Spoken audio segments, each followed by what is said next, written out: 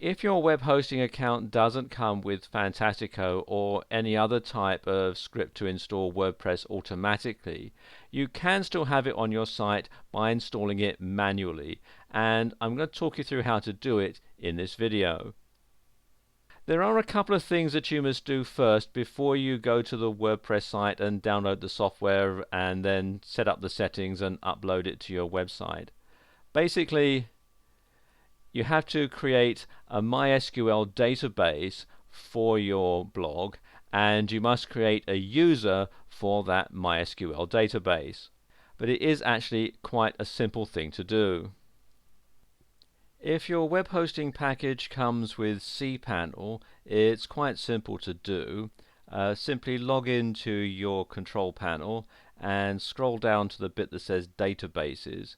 Then click here where it says MySQL Database Wizard. Opens up this window, and then you need to give a new name to the database. The first part of the database will be set by your hosting company. So there'll be their name or your domain name and then a dash, and then you can enter your database. Let's call this Sam's blog and click on next step. Then you need to create a username, and once again the username's prefix is going to be set by your hosting company. So let's call this Sam001. And then the password, you can enter your own password, or you can click here on password generator and it'll generate a password for you.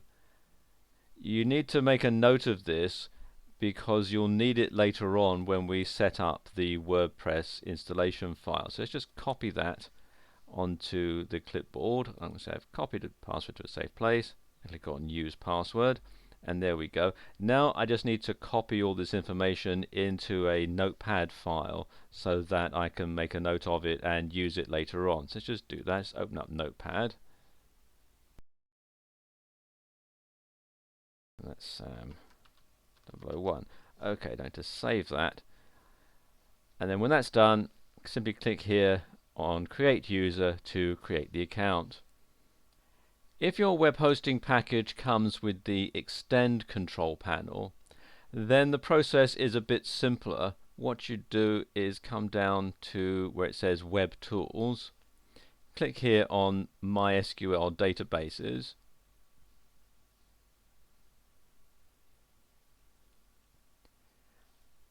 and with this what it does is it creates a database which has the same name as the actual username. So the database name and the username are the same, all bar the front part, which will be set by the hosting provider.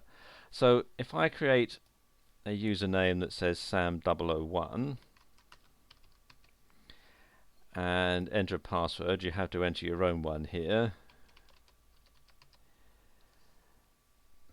and then click on Create. There we go, that database is created, and you can see I've just scrolled down a bit and it's giving it the prefix web156 username, password, and this will be the same for both. As I said, the username and password and database name rather will be exactly the same, so I would need to copy and paste that into the WordPress configuration file. If your hosting account comes with the Plesk Parallels panel, then the setup procedure is similar to that if you've got cPanel. You click here on Databases and then click Add New Database. Opens up this window. You type in the database name. Again, let's call this Sam's blog.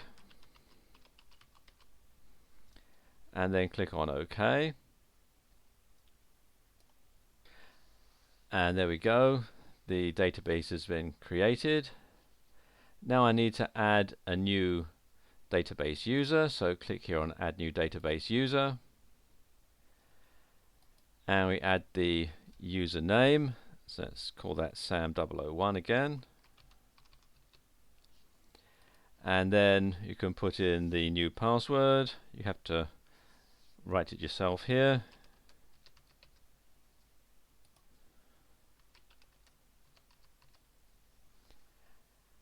and then click on OK, and there you are. Now that's all set up. Okay, now your databases are set up. The next stage is to download the WordPress software to your computer's hard drive. So come here to this website, wordpress.org/download, and then click on the button that says download WordPress, and it will have the latest version. At the time that I'm recording this video, it's version 3.2.1, although it may be a later one by the time you come to watch it. So just simply click to download it to your hard drive. It's quite a large file. As you can see there, it's 3 megabytes, so it can take a while to download if you're on a slow connection. Just click there.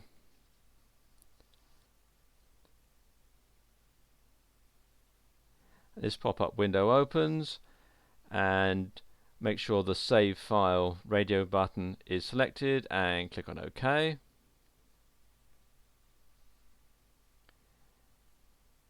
And you can see it's downloading now.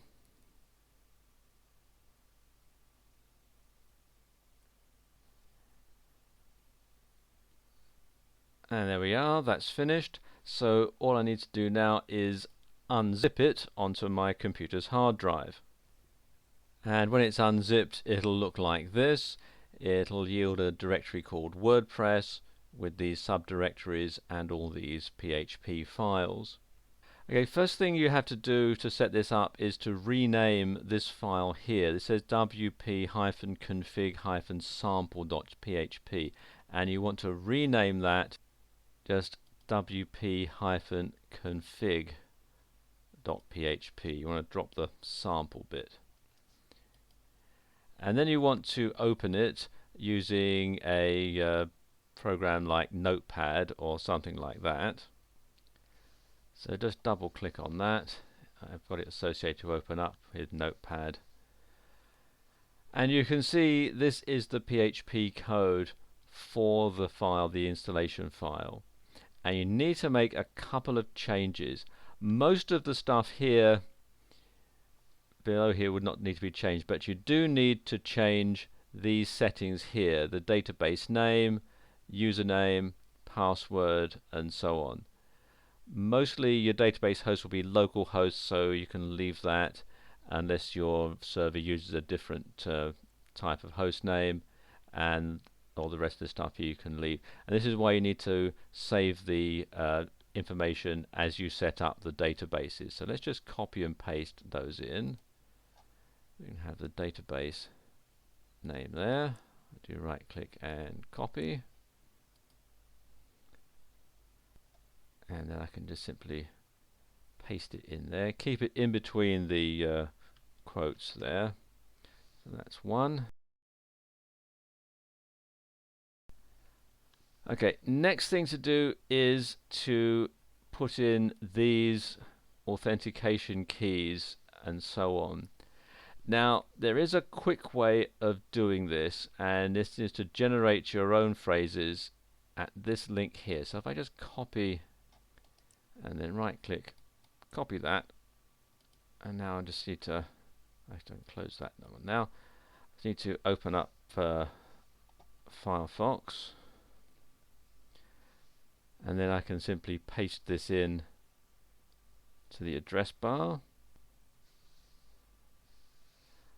And there we go, it's generated all this information for me. So I just highlight that and copy it, and then I can come back here and just simply paste this in as a block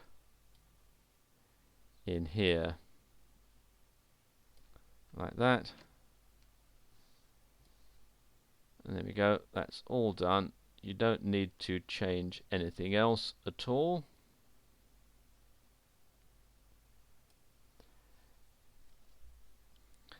So I can now save that do file and save. And now I need to FTP, you can close that. And now I need to FTP all this content here up to my web server. You can use the file manager in your control panel to do this, but it can be a bit tricky as you'll have to create all the folders separately and then upload everything into each separate folder. So it's much easier if you use an FTP software package. The one that I like to use is FileZilla, which you can download for free from this website here, filezilla-project.org, and it just makes the whole process that much simpler. And this is what FileZilla looks like when it's up and running. I'm going to create a new directory on the server to install WordPress into. If you're going to have it as the main focus of your site, then you'd want to upload it into the root directory of your site. So if you're just going to have WordPress on your site, you'd want to upload it into the root directory of the site. On this particular server, they call it HTTP docs. On most other servers, they call it public HTML. Okay, so I'm going to right click and create directory, and we'll call this WordPress. And then click on OK. And what I can then do is simply open it up. Click on WordPress. You can see there's nothing there. FileZilla is actually a very easy type of FTP software to use. Once you've logged in, you'll find your remote site over here on the right and the local site here on the left.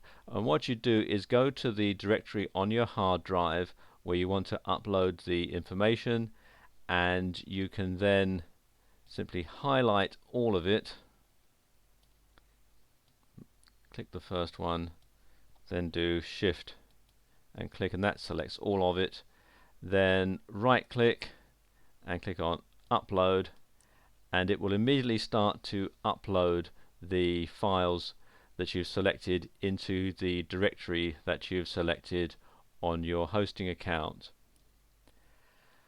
Okay, as you can see, there are 933 files to be transferred.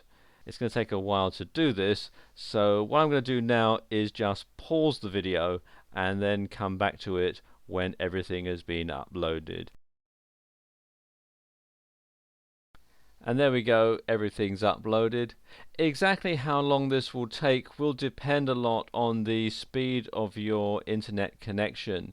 If you have a super fast broadband, it'll only take a few minutes. On regular broadband, it can take about 15 to 20 minutes. On a dial-up account, it can take a lot longer. In fact, there is such a lot of data here that your dial-up might time out and you'll have to reload it. But the good thing about FileZilla is it will tell you if any transfers have failed so that you can upload them again. Okay, that's all done, so all I need to do now is log off the server and log on to the setup for WordPress. Okay, you need to come here to this page, the installation page, which will be your URL. In this particular case, it's anothercompany.co.uk.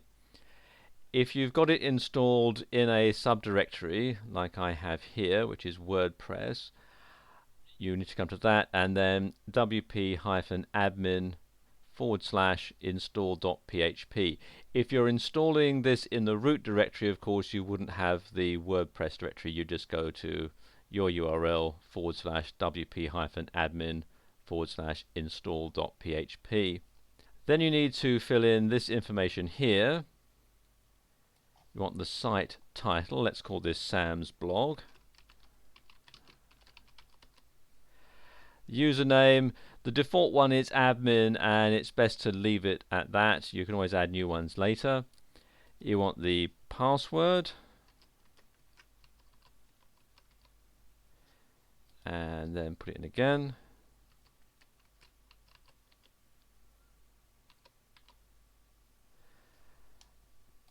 your email address,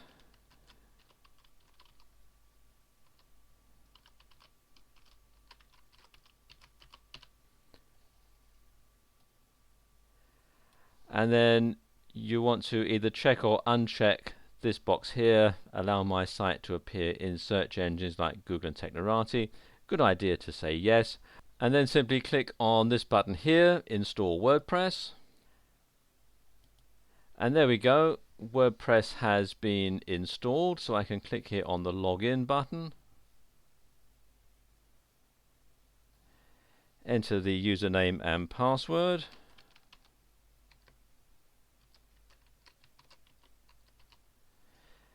and click on login, and there we are, it's all set up.